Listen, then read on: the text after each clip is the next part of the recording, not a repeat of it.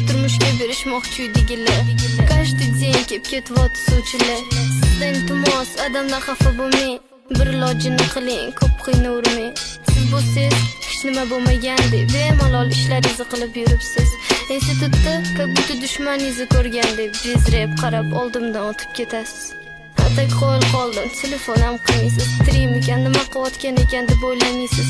Bundoq bir eslab SMS ham yozmaysiz. Bo'lmaymi, mendan qutulganingizdan xursandsiz. Ne yig'layapsan? Yig'lashdan nima to'q? Короче, o'kang aytganidek, prosta meni unut. Men munosib emasman milliarder oilaga.